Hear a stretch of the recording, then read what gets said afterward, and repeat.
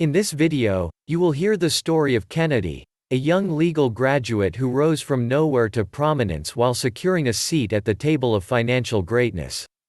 This story will teach you certain rules that are essential if you are serious about acquiring wealth.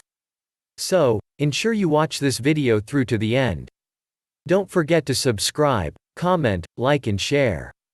So, hear directly from him. Hi everyone, my name is Kennedy. I am 28 years old, and I want to share my little story with you all. I hope you can learn a thing or two from it. I graduated from the university 4 years ago with a satisfactory grade. Then I proceeded to the law school and finished with a good result. My first job was quite an experience, both good and bad.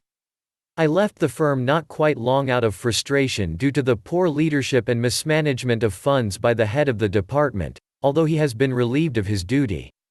Things became so bad, I even had depression at this point in my life. After my unpleasant experience at that firm and months of depression coupled with deep thinking and reflection, I decided to relocate to another city hoping to find a change in perspective.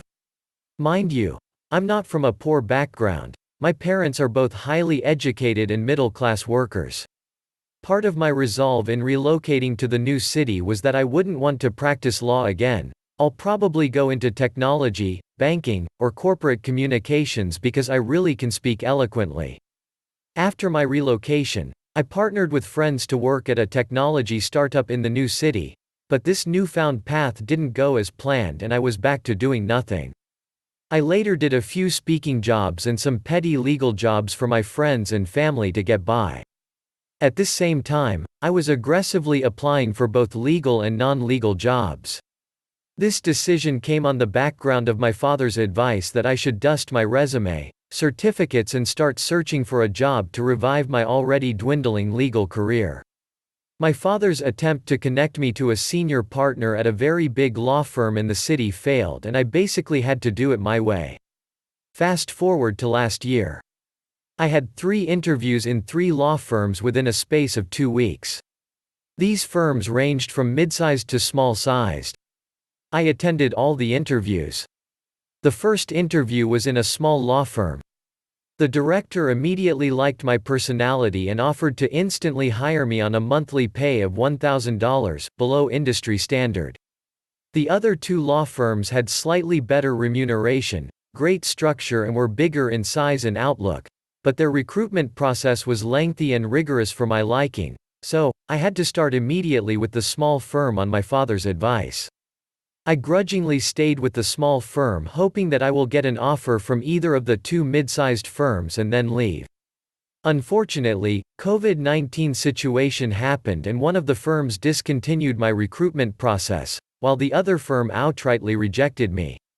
I was deeply heartbroken. In order to keep my spirit and dreams alive, my father kept drumming into my ears that a smaller firm meant more work and a better learning experience. He kept reiterating the need to understand the practical aspect of the law and stop chasing money. This has always been the advice of the senior lawyers.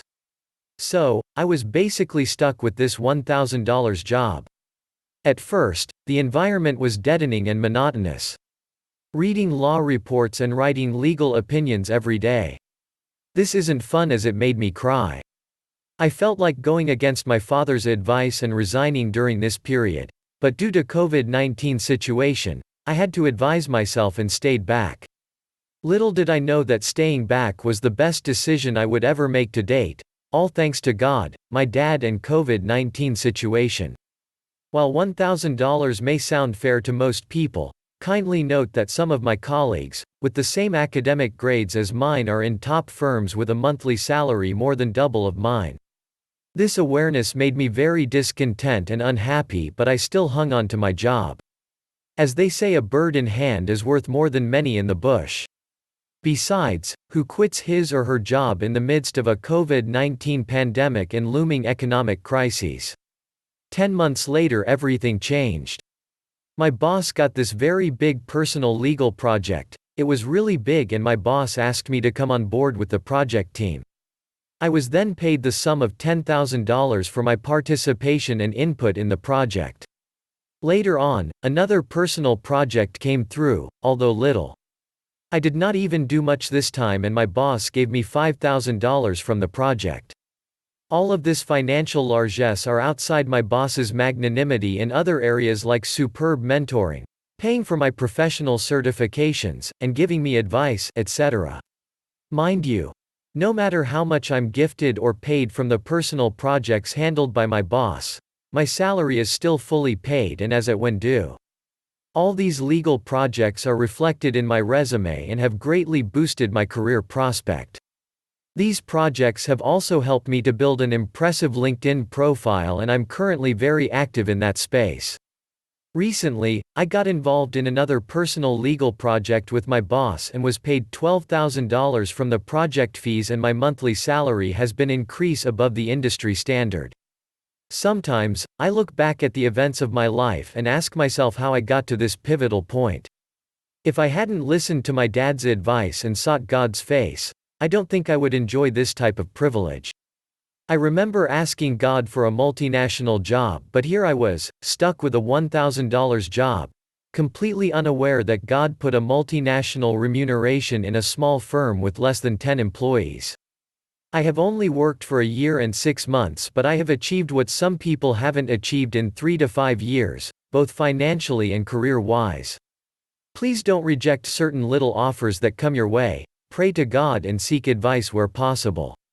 Some blessings come in disguises and you may never know. This is my little grace-filled career story. I hope it inspires someone today.